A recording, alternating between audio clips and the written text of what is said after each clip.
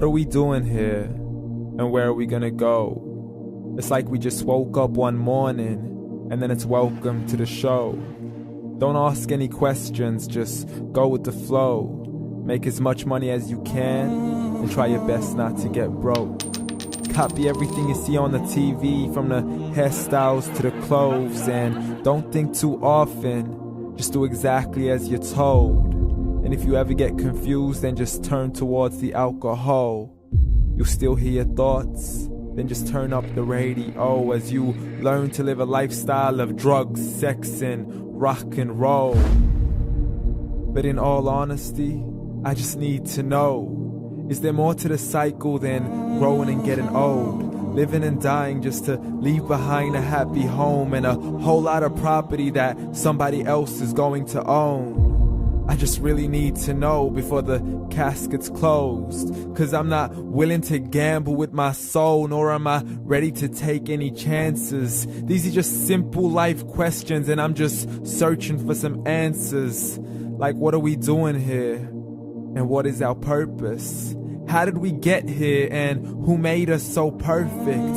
And what happens once we go, or is this world all really worth it?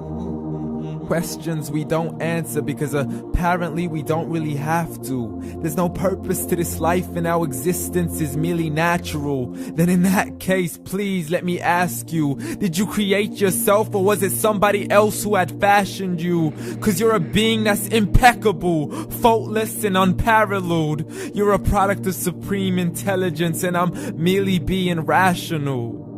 For there isn't a camera on this earth that can come close to the human eye, nor a computer that can compete alongside the human mind. And if the whole world was to come together, we wouldn't be able to create a single fly. So many signs, yet we still deny. As science tries to justify that all this could come from none, when it's a simple sum. 0 plus 0 plus 0 cannot possibly ever give you 1. So from where did all this order come?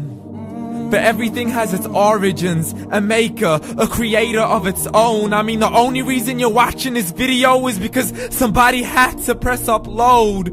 So we can believe in the Big Bang, but I'd rather believe in He who caused it to explode. Allah, the creator of everything along with every single soul.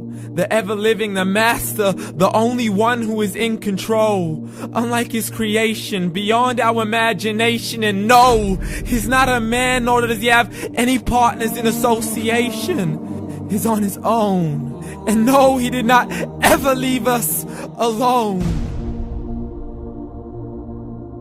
Just like every manufacturer, he left us with an instruction manual. The Quran and Islam, and I'm sorry to jump to conclusions, but it's the only one possible. The only definition of God is the one and only supreme being. It's logical, a book with 0 contradictions, with miracles that are both scientific and historical, all revealed over 1400 years ago. Like the detailed description of the human embryo. The descriptions of the human embryo in the Quran cannot be based on scientific knowledge in the 7th century. To the mountains as pegs holding firm the earth below, and the 2 seas that don't mix in a complete separate flow. To the planets in orbit, alternating night and day as they stay in flow. The expansion of the universe and the creation of everything from H2O. To the stories of the past and the preservation of Pharaoh. To identifying the lowest point in the land where Persia defeated Rome. The gushing fluid that created man in the glands between the ribs and the backbone. And not a word has changed, it's still the same. So please explain how all this was known over 1400 years ago. To a man who couldn't read or write, as he would recite whatever the angels spoke. And if you still don't believe, please try to come up with something that's even close. But you can't, so we took God as a mockery and his messengers as a joke. Muhammad could not read or write. How's somebody who can't read or write gonna start a religion? Dismissed his scriptures as legends and tales of the ancient folk, as we live life according to our whims, desires, and hopes. saying this life is the only home we will ever know. We will live then die, then simply turn to bones. YOLO!